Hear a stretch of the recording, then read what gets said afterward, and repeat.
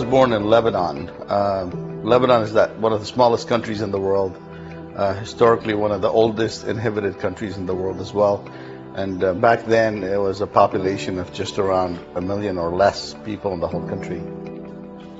My dream when I was young was to meet people all around the world. My dream also was to interact with people globally, to walk the streets of different countries and see how people live and see how I can add to their lives and how they can add and teach me in my life. And the world is full of colors in my eyes every minute, no matter how gloomy it is. I always saw the brightness. And I feel like I grew up very, very fast. And I feel like my childhood was very brief. I lived initially with my mom and dad, and they traveled quite a bit. Africa, Middle East, a little bit of Europe, Spain. They settled in Kuwait, this desert country in the Gulf, in the Middle East. And when I got into middle school, I couldn't do the desert life anymore. So I wanted to live with my grandparents in Lebanon. So my mom supported me. I moved to Lebanon, and civil war started.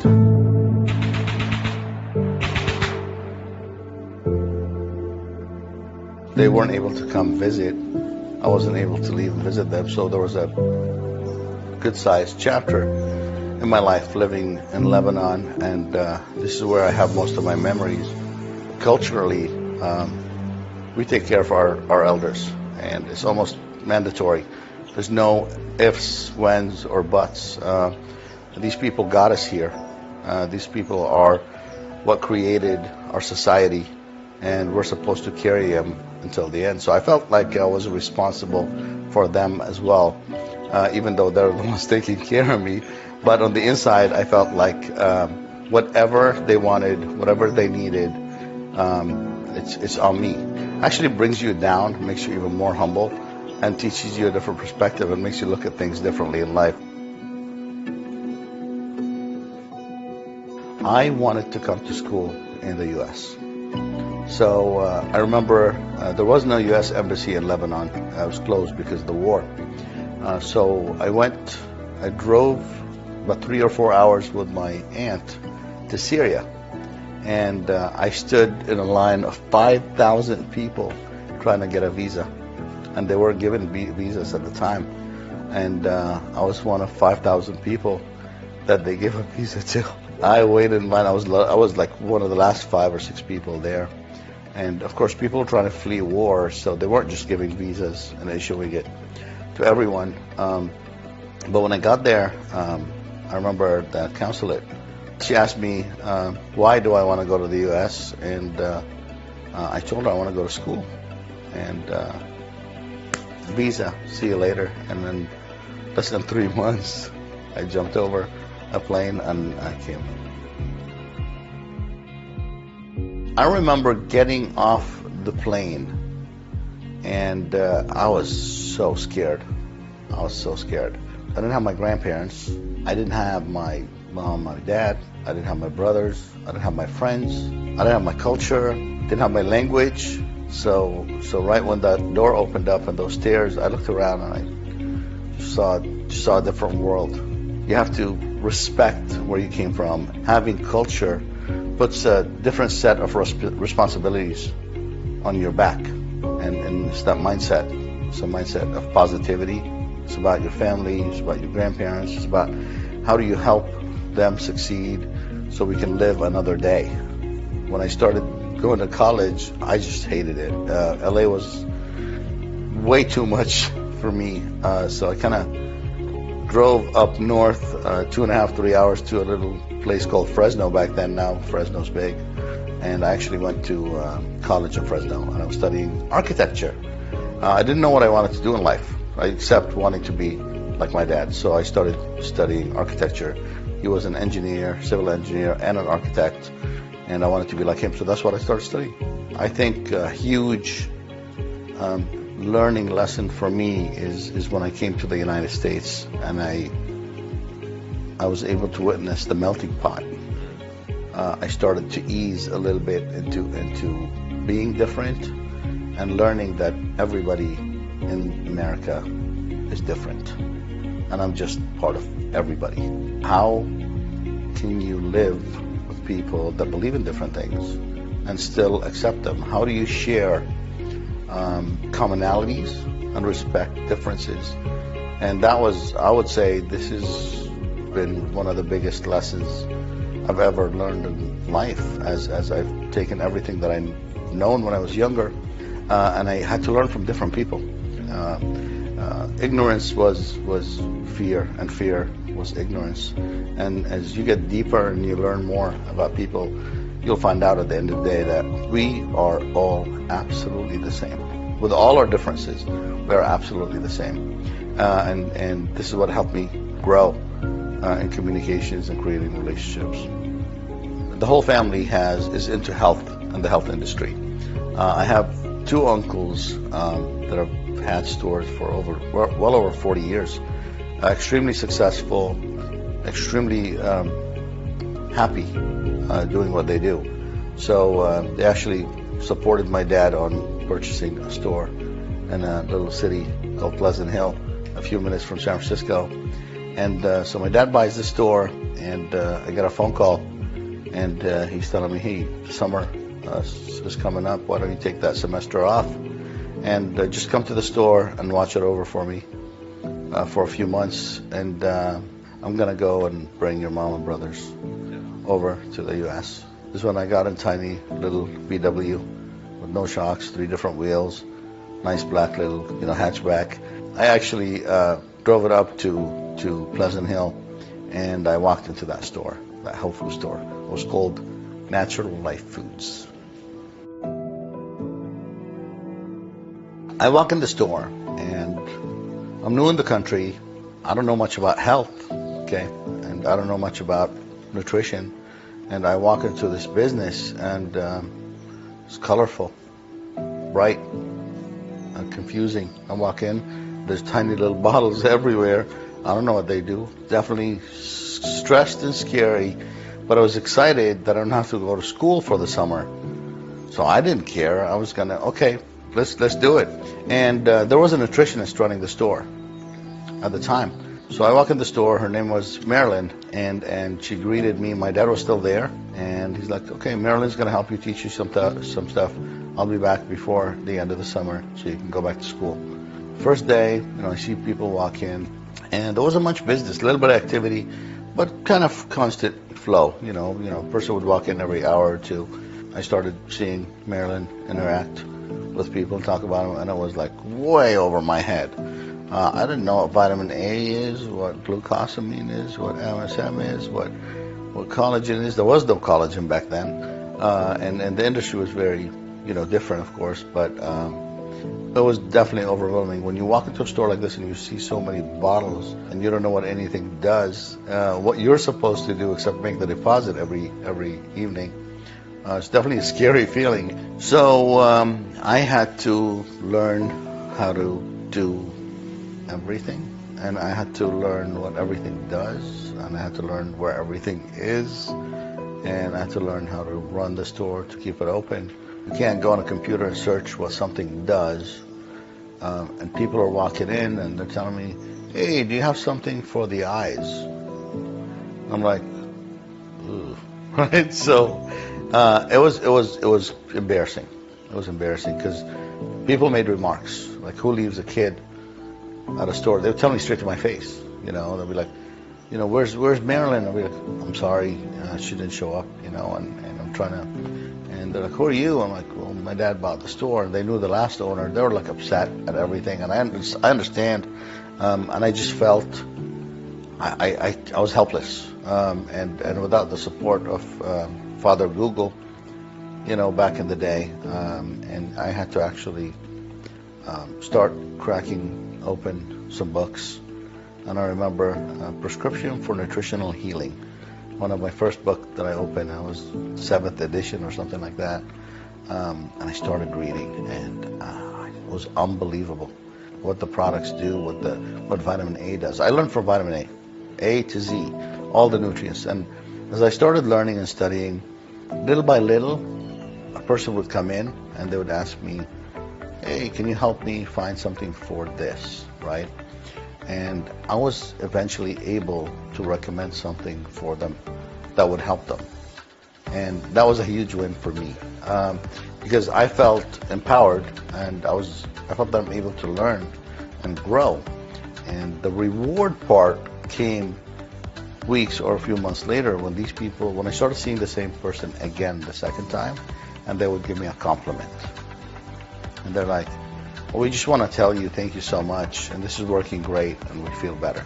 And I'm like, wait, I was able to help this person and their family.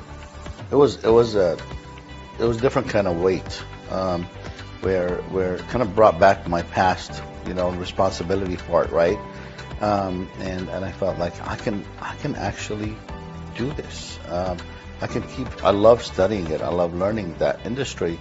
Little by little, I started learning more and more and more. Vitamins, minerals, amino acids, peptides, fibers, carbohydrates, fats, what they do. And I started doing night school at a local college, doing some nutrition. And I started diving deeper and deeper into it. And my food was people coming back and encouraging me and telling me, we're impressed. You're doing a good job. Thank you. You're helping us feel better. And I'm like, how can I not do this? I'm super committed to this. And I remember my father calling me 2.5, 3 months later, telling me, hey, I'm not going to be coming back. Your mother and your brothers, they don't want to come to the U.S. They want to stay in Lebanon. And he said, just go sell the store and send us the money and just go back to school. I don't believe it was an option. My life was studying nutrition in the morning, working with people, and studying nutrition at night in school. So I really didn't have an option. I just lived it. And as I lived it, it just started to grow on me. The people that I would meet with, I felt responsible for them, to give me an opportunity to be able to serve them and help them, and telling me thank you and giving me their money. I'm like, why would I think of anything else? And these people kind of depend on me. I can't let them down. That was it. That was my mentality.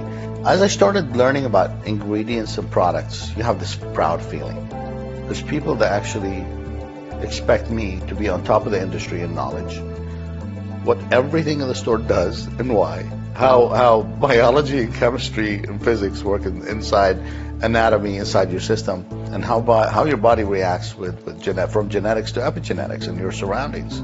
So that was one part of it. The second part of it is the sense of responsibility of delivering quality for somebody that, again, is investing in me, their help, their money. So I'm responsible for that. So a few years into the industry, there was a lot of controversy on some big brands putting wrong ingredients in the products and fooling people, deceiving people. So there was a show, 2020, still airs right now. There's an episode about some of the biggest brands in the industry, and some of them I sold at the store.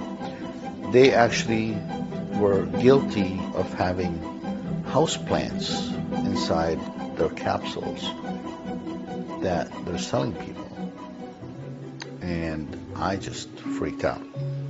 I couldn't trust anything and anyone. I started calling companies, asking for certificates of analysis, which they didn't even know what it was back then. There was no quality control. I started talking to owners, suppliers, manufacturers, to find something I can depend on, right? Something I know. If it says 500 milligrams, it better have 500 milligrams. Because I studied, the 400 doesn't do the job. You need 500 3 times a day. This is when I dive deep into manufacturing, raw materials, learning about ingredients, learning about the source of an ingredient, learning about uniqueness of an ingredient. The percentage of active ingredient actually matters. And the blend of what you put it with and how it synergistically works together, how to give people the results is extremely important. As I started talking to manufacturers and sourcing raw material, I wanted to put a product together.